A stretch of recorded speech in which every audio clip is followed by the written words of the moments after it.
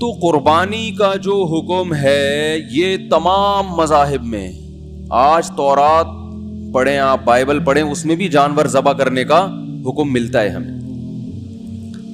تو اس میں دو انتہائیں پیدا ہوئی ہیں. غلو، تحریفیں ہوتی ہیں نا دین میں، تو علماء کا کام کیا ہوتا ہے کہ جہاں لوگ ایک طرف غلو کا شکار ہیں، حد سے تجاوز کر رہے ہیں، علماء وہیں پہ انہیں روک دیتے ہیں.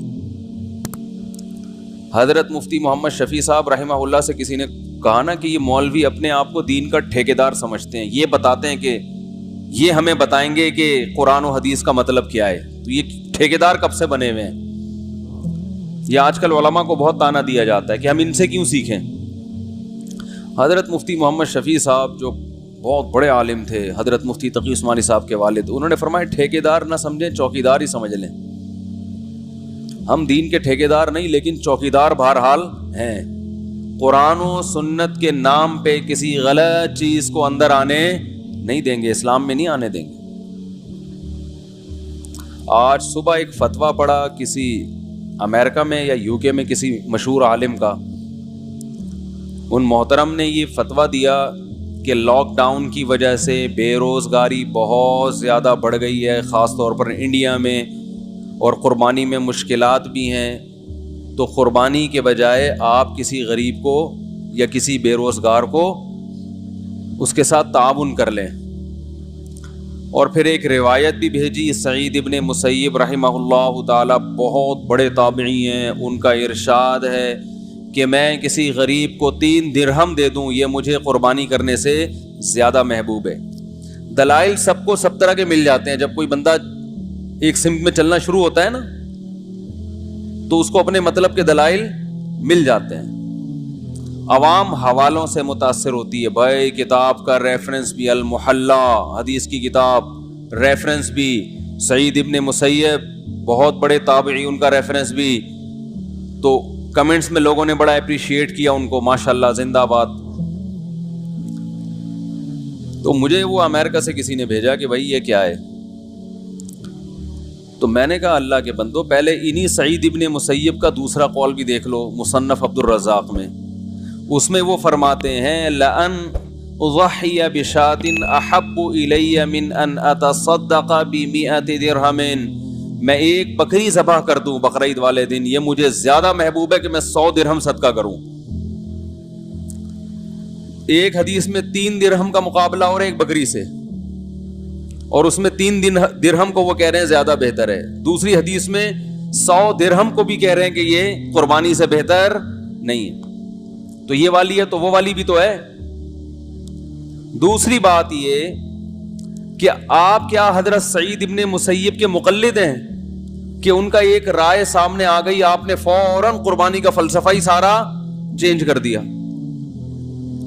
سب سے پہلے رسول اللہ صلی اللہ علیہ وسلم کا عمل، 10 سال آپ صلی اللہ علیہ وسلم نے قربانی کی ہے، حالانکہ اس وقت غربت جس انتہا کو پہنچی ہوئی تھی، آج ہم لاک ڈاؤن کے باوجود اس کا تصور نہیں کر سکتے. خود نبی کے گھر میں 40 دن چولہا نہیں جل رہا ہوتا تھا، آج ہم اس کا تصور نہیں کر سکتے. اور پھر رسول اللہ صلی اللہ علیہ وسلم کے بعد صحابہ، تابعین سب قربانی کیا کرتے تھے. چند ایک سے مروی ہے کہ انہوں نے نہیں کی، مگر وہ صحابہ غریب تھے، مسکین تھے. جیسے حضرت ابو بکر اور عمر رضی اللہ عنہما، ان کے بارے میں روایات میں آتا ہے کہ یہ قربانی نہیں کیا کرتے تھے. اور آگے الفاظ ہیں کراہت ان یقتدی بہما، اس بات کے خوف سے کہ لوگ ان کی پیروی نہ شروع کر دیں.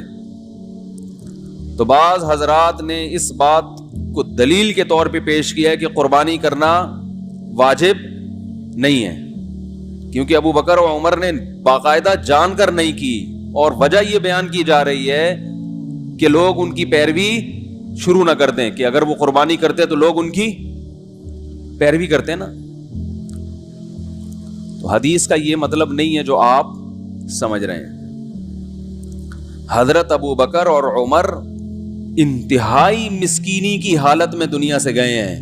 آپ ان کے خلیفہ ہونے کو نہ دیکھیں، آپ ان کی غربت کو دیکھیں. جس خلیفہ کے 10 15 پیون کپڑوں میں لگے ہوتے ہوں ان کے پاس قربانی کے پیسے ہوں گے؟ بولو بھائی. حضرت ابو بکر رضی اللہ تعالیٰ عنہ کے گھر میں ایک دن کچھ اچھا کھانا پکا کے دیا, حلوہ کوئی میٹھا.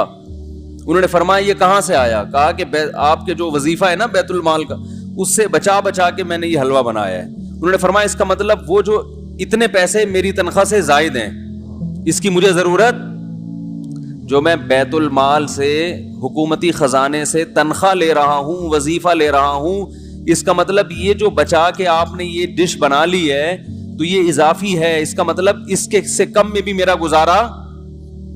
بولتے کیوں نہیں بھائی, ہو سکتا ہے. تو وہ اپنا وظیفہ کم کرا دیا انہوں نے. یہ تو غربت کا عالم تھا. تو حضرت ابو بکر اور عمر رضی اللہ تعالیٰ عنہ نے اپنے دور خلافت میں قربانی خود اس لیے نہیں کی, روکا نہیں کسی کو, خود نہیں کر رہے کہ لوگ آپ کی اقتدا کریں گے. کا مطلب یہ کہ صحابہ میں یہ غربت بہت تھی, تو جو غریب صحابہ ہیں وہ سمجھیں گے کہ ہم ہر ایک پر فرض عین ہے, یہ ہر ایک پر لازم ہے, کیونکہ جب یہ دو حضرات کر رہے ہیں تو یہ تو مقتدا ہے نا. تو جن کے گھر میں کھانے کو روٹی نہیں ہے, جو بیچارے مٹی سے ملا دیا بھوک نے ان کو, وہ بھی بیچارے قرضے لے کے مجبور ہو کے کریں گے. تو اس خوف سے حضرت ابو بکر اور عمر نے نہیں کی. ورنہ یہ ممکن ہے کہ ایک چیز نبی صلی اللہ علیہ وسلم نے پابندی سے کی ہو, 10 سال تواتر سے کیا ہو ایک عمل, اور حضرت ابو بکر اور عمر باقاعدہ نہ کر کے لوگوں کو ترغیب دیں کہ نہیں کیا کرو. یہ عملی طور پر ممکن ہے کیا؟ نہیں آ رہی بات.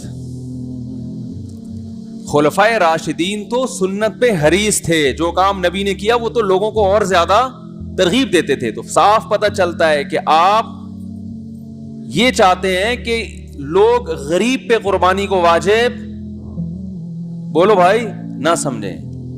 اور ہم بھی یہی کہتے ہیں کہ غریب آدمی پر قربانی واجب نہیں ہے, یہ مالداروں کا کام ہے.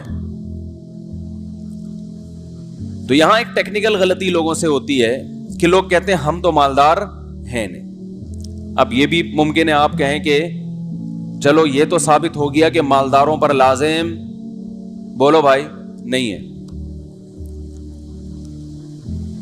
سوری غریب پر لازم نہیں ہے. تو ہم تو کیا ہیں, غریب ہیں. تو یاد رکھو آپ کا غربت کا دعویٰ, یہ اس میں آپ کی رائے کا اعتبار نہیں ہے, کیونکہ ہمارے سابق صدر بھی اپنے آپ کو کیا سمجھتے ہیں, تو وہ بھی غریب سمجھتے ہیں کہ بھائی میرے بہت خرچے ہیں, میں نہیں افورڈ کر سکتا, میں اسٹیل مل کھا کے بیٹھا ہوں, پی آئی اے کھائے, میں نے تو بہت سی چیزیں رہ گئی ہیں ابھی, اور میرے خرچے پورے نہیں ہو رہے ہیں. تو فقہا نے جو نصاب بیان کیا ہے قرآن و سنت کو سامنے رکھ کر, وہ نصاب کا اعتبار ہوگا کہ آپ کی تمام ضرورت کے جو بیسک خرچے ہیں وہ نکال کر اگر آپ کے پاس اتنا مال بچتا ہے جس پہ زکوٰۃ واجب ہو جاتی ہے 52.5 تولہ چاندی, تو اس کا مطلب آپ شریعت کی نظر میں کیا ہیں, مالدار ہیں. کیونکہ مالدار نہ ہوتے تو اسلام آپ پہ زکوٰۃ کو لازم نہ کر رہا ہوتا, زکوٰۃ تو مالداروں میں فرض ہے نا. اس لیے علماء نے ایک نصاب بیان کیا ہے قرآن و سنت میں غور کر کے کہ سونا, چاندی, مال تجارت, کیش رقم اور وہ سامان جو پورے سال بھی استعمال نہ ہو, تو یہ تمام چیزیں اضافی ہیں. گولڈ کیا ہے بھائی, بولتے کیوں نہیں, اضافی ہے. آپ کے پاس اگر گولڈ ہے تو آپ کہہ سکتے ہیں کہ میں نے آڑے وقت کے لیے رکھا ہوا ہے, تو جو چیز آڑے وقت کے لیے رکھی ہوتی ہے وہ گریبی ہوتی ہے,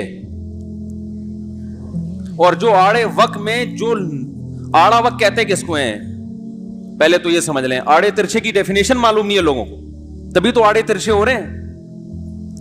بھائی فزیکل فٹنس کا حال دیکھیں نا, عجیب طریقے سے کھا رہے ہیں, عجیب طریقے سے سو رہے ہیں, عجیب طریقے سے بیٹھ رہے ہیں, تو کیا ہو رہے ہیں, آڑے ترچھے ہو رہے ہیں نا. تو وجہ کیا ہے کہ ان کو پتہ ہی نہیں کہ آڑا ترچھا.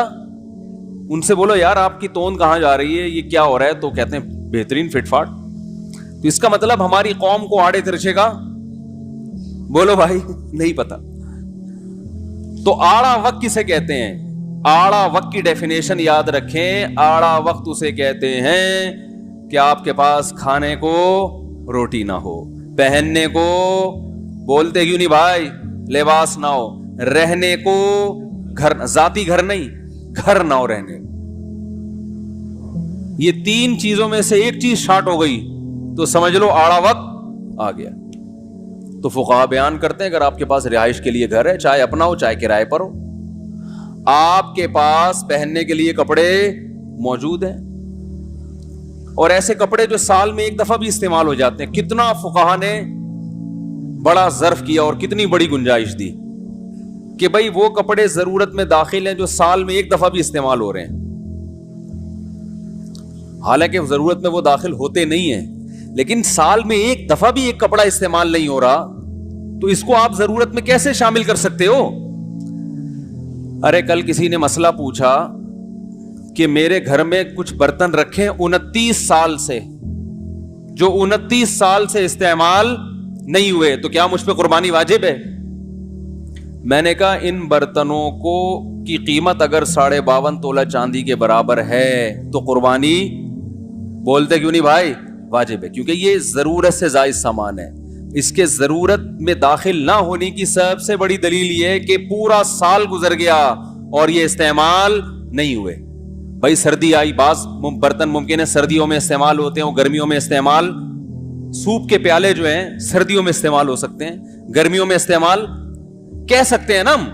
بہت ہی لینڈ لارڈ اگر زندگی بھی دیکھی جائے نا, بہت ہی لگژری لائف بھی دیکھی جائے جو لینڈ لارڈ کی ہوتی ہے, اس کے حساب سے بھی کم از کم سال میں ایک دفعہ تو برتن کا استعمال ہو جانا چاہیے نا. سال میں ایک بار بھی استعمال میں نہیں آیا, اس کا مطلب یہ آپ کی ضرورت میں داخل نہیں ہے, یہ عیاشی شو کے لیے کہ مہمان آئیں گے دیکھیں گے برتن بھی ہمارے گھر میں. تو میں نے کہا 29 سال سے جو برتن رکھے ہوئے ہیں ان کو عجائب گھر میں آپ جمع کرا دیں, ٹکٹ لگا دیں آثار قدیمہ کے برتن, اور اس پہ لکھ دیں کہ یہ وہ برتن ہے جس میں قائد اعظم کو ہم نے چائے پلائی تھی. کچھ بھی کرتے ہیں لوگ مان لیں گے, کیونکہ 29 سال ویسے تو قائد اعظم کے انتقال کو زیادہ ٹائم ہو گیا, لیکن ہسٹری ہماری نئی نسل کو زیادہ معلوم نہیں ہوتی. جب ایک آدمی دیوار بنا کے اس پہ لکھ سکتا ہے کہ ہم قائد اعظم کو ملتان آنے پر خوش آمدید کہتے ہیں تاکہ وہ آثار قدیمہ کی دیوار ہو, تو آپ برتن پہ نہیں لکھ سکتے کہ ہم علامہ اقبال کے شکر گزار ہیں, کپ پہ لکھ دیں کہ انہوں نے اس کپ میں ہمارے ساتھ بیٹھ کے چائے. تو 29 سال سے تھوڑا ہی پیچھے رہ گیا. تو آڑا وقت کا مطلب کھانے کو روٹی نہ ہو, پہننے کو لباس نہ ہو, رہنے کو بولو بھائی گھر نہ ہو. پھر بھی فقہا نے اور مزید وسعت کی ہے کہ وہ چیز جو سال میں ایک بار بھی استعمال نہیں ہو رہی تو وہ ضرورت میں داخل نہیں ہے, وہ اضافی ہیں. تو اضافی چیزوں پہ قربانی ہوتی ہے. گاڑی آپ کے پاس کتنی بھی لگژری ہو لیکن استعمال میں ہے تو شریعت فرض کر لیتی ہے چلو یہ بھی تمہاری ضرورت کی چیز ہے, استعمال کی چیز ہے. کتنا بڑا ظرف, اس کے بعد بھی آپ کہہ رہے ہو کہ مجھ پر قربانی واجب نہیں ہے, حالانکہ آپ کے پاس گولڈ رکھا ہوا ہے, 3-4 تولے سونا رکھا ہوا ہے. لوگ کہتے ہیں بھائی 2-3 تولے سونا وہ تو آڑے وقت کے لیے ہے نا. تو بھائی آپ پر آڑا وقت نہیں آیا. آپ صبح 2 پراٹھے کھائے آپ نے, دوپہر آپ کبھی پیزا کھا رہے ہو, کبھی برگر کھا رہے ہو, انڈے والے برگر کی بھی نوبت نہیں آتی. رات کو آپ پھوڑتے ہو طبیعت سے, اس کا مطلب آپ پہ آڑا وقت نہیں آیا. جن چیزوں کو آپ آڑا کہہ رہے ہو وہ اللہ کی نظر میں آڑے نہیں ہیں. آپ کہہ سکتے ہو یار وہ بچے کی اسکول کی فیس بھرنی ہے میں نے, یہ آڑا وقت ہے, ابھی تو بچے کو انجینئرنگ کرانی ہے تو اس کے لیے میں گولڈ رکھا ہوا ہے تاکہ پہلے سیمسٹر کی فیس جائے گی. اللہ اس کو آڑا وقت, پھر تو سارے آڑے وقت میں ہی ہیں.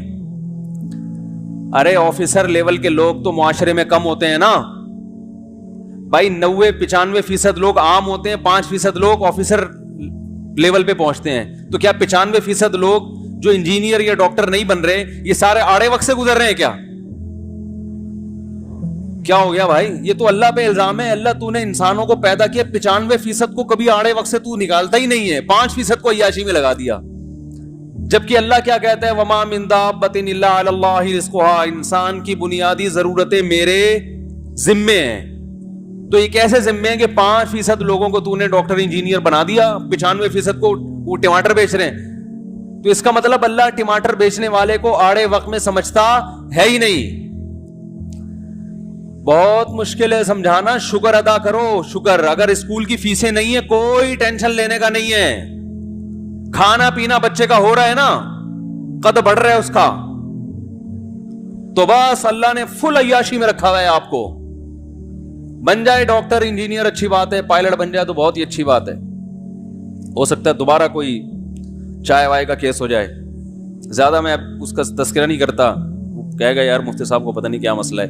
آئندہ اگر وہ جہاز لے کر آئے نا بمباری کے لیے, سب سے پہلے میرے گھر پہ آئے گا وہ. ابے نندن کی بات کر رہا ہوں. وہ کہے گا یہ مفتی صاحب نے تو زیادہ ہی کر دیا. تو آئندہ اگر اللہ نہ کرے بم جہاز لے کر آیا تو بولے گا پہلے. لیکن انشاءاللہ ایسا ہوگا نہیں, ہم گوشت کھانے والے لوگ ہیں. ہمارے جو پائلٹ ہیں ان کی کوشش ہوتی ہے کہ گیٹ سے ہی واپس کر دیا جائے, کہ گیٹ سے ادھر آنے نہ دیا جائے. تبھی تو ہم تسلی سے یہاں بیٹھے ہیں. تو ادھر چلا گیا نا تو سارا بقرعید کا ٹاپک چینج ہو جائے گا. کچھ ٹاپک ایسے ہوتے ہیں جس میں آدمی کو خود دلچسپی ہوتی ہے نا, تو اس میں ایک دم ٹون ہی چینج ہو جاتی ہے. تو یہ ٹاپک بھی انہی ٹاپکس میں سے ایک ہے, لیکن ابھی میں جان کر واپس آ رہا ہوں کہ بقرعید کا سارا موضوع نہ خراب ہو جائے گی. تو بھائی جلدی سے بات کو سمیٹتا ہوں. اللہ کرے آج مختصر وقت میں جامع باتیں کہنے کی اللہ توفیق دے دے. تو 52.5 تولہ چاندی کے برابر اگر میرے بھائی کسی کے پاس رقم ہے, یا ضرورت سے زیادہ سامان ہے, یا اضافی چیز ہے, وہی جو ضرورت سے زیادہ سامان, یا کرنسی ہے, نوٹ ہے, یا چاندی ہے, یا سونا ہے, تو اس پہ قربانی واجب ہو جائے گی. البتہ 52.5 تولہ چاندی میرے خیال 50-55 ہزار کی ہے. البتہ اس 50-55 ہزار کی مالیت اگر آپ کے پاس ہے تو اس میں سب سے پہلے قرضہ مائنس کرنا ہے. 50 ہزار کا قرضہ, 50,000 55,000 موجود ہے, لیکن قرضہ 1 لاکھ کا ہے, تو قربانی واجب بولو بھائی نہیں ہوگی. کیوں نہیں ہوگی؟ شریعت کہتی ہے پہلے جس کا قرضہ ہے اس کے پیسے واپس کرو. ٹھیک ہے نا. کر سکتا ہے ایسا آدمی, بھائی قرضہ والا اگر مانگ نہیں رہا, اس کو اجازت دے رہا ہے یار کوئی بات نہیں اگلے سال دے دینا, 6 مہینے بعد دے دینا, تو آپ کر سکتے ہیں, کریں گے تو ثواب ملے گا. لیکن اگر وہ مانگ رہا ہے پیسے تو پھر شریعت میں اس کا حق پہلے ہے, تو واجب نہیں ہے. لیکن یا قرضہ تو نہیں ہے لیکن ابھی بیسک خرچے گھر کے نکلنے ہیں, گیس, بجلی کا بل, راشن, یہ خرچے کیا ہوتے ہیں؟ یہ بیسک خرچے ہوتے ہیں نا. تو یہ خرچے آپ نے کیا کرنے ہیں؟ نکالنے ہیں. کیونکہ آپ 50-55 ہزار ہیں اور ایک بکرا لے آیا 25 ہزار کا, اور پتہ چلا کہ نہ گیس بجلی کا بل دینے کے قابل رہے نہ گھر کے راشن کے, تو بیگم بولے گی بکرا خود ہی کھا لو, پکائیں گے کس میں اس کو. تو یہ بھی استطاعت نہیں ہے, اس کی علامت ہے کہ اس میں استطاعت نہیں ہے. تو یہ بیسک خرچے نکال کے بھی اگر 52.5 تولہ چاندی کے برابر رقم بچتی ہے تو پھر آپ بآسانی قربانی کر سکتے ہیں. اور حدیث کا یہی مطلب ہے, صحیح حدیث ہے, من وجد سعۃ لأن یضحی فلا یضحی فلا یقربن مصلانا. جس کے پاس گنجائش تھی قربانی کی, اب گنجائش ہو گئی نا آپ کے پاس, اب اس میں یہ نہیں دیکھنا بچے کو انجینئرنگ کروانی ہے تو اس کے NID کے پیسے جائیں گے, پھر تو میرے بھائی کبھی بھی کسی بھی چیز کی استطاعت ہو ہی نہیں سکتی, کیونکہ پھر آگے یہ بھی سوچنا ہے پھر بچے کی شادی بھی کرانی ہے, اس کے اتنے پیسے جائیں گے, پھر بچے کی اگر ولادت ہوئی اور بچے کے پاس پیسے نہ ہوئے تو پوتے کے خرچہ بھی اٹھانا ہے, پھر بچے کو اگر مستقبل میں بزنس کی ضرورت ہوئی, ڈاکٹر بن گیا, اپنی کلینک کھولنے کی ضرورت ہوئی تو طارق روڈ میں کلینک بھی کھول کے دینی ہے, 2 کروڑ اس کے مائنس کر دو, پھر تو دنیا میں کوئی بھی کام آپ پر لازم نہیں ہوگا. اس لیے بس کھانا پینا لباس یہ ہے, باقی سب گریویاں ہیں, باقی سب کیا ہیں؟ گریویاں. تو اب کیا ہے کہ آپ نے یہ سارے خرچے نکالے, دیکھا بھائی ابھی بھی پیسے بچ رہے ہیں, تو نبی نے فرمایا جس کے پاس سعاتن بھی ہے سعاتن بھی ہے, سعاتن زیادہ بہتر ہے یا سعاتن یہ اس وقت ذہن میں نہیں ہے, تو جس کے پاس گنجائش تھی قربانی کی اور اس نے قربانی نہیں کی, وہ ہماری عیدگاہ کے قریب بھی مت پھٹکے. اور قربانی کے لازم ہونے کی ایک اور دلیل یہ بھی ہے کہ آپ صلی اللہ علیہ وسلم نے فرمایا جس نے عید کی نماز سے پہلے قربانی کی وہ گوشت ہے, وہ قربانی نہیں ہے. اسے چاہیے کہ وہ نماز کے بعد دوبارہ کرے. اگر یہ محض ایک مستحب عمل ہوتا تو آپ دوبارہ کرنے کا حکم دیتے, کہتے چلو ویسے بھی نفل چیز تھی, نیت کا ثواب تمہیں مل گیا ہے. ایک صحابی نے علم نہ ہونے کی وجہ سے بقرعید سے پہلے قربانی, نماز عید سے پہلے قربانی کر دی. تو آپ صلی اللہ علیہ وسلم نے فرمایا, انہوں نے کہا, ان کو آپ نے اجازت دے دی کہ تمہارے لیے کافی ہے, تمہارے بعد کسی اور کے لیے کافی نہیں ہوگی. تو کافی نہ ہونا اس کی علامت ہے کہ یہ حکم معمولی حکم نہیں ہے. اور قرآن میں اللہ نے فَصَلِّ لِرَبِّكَ وَانْحَرْ, اپنے رب کے لیے نماز بھی پڑھیں, وَانْحَرْ, اور قربانی بھی کریں.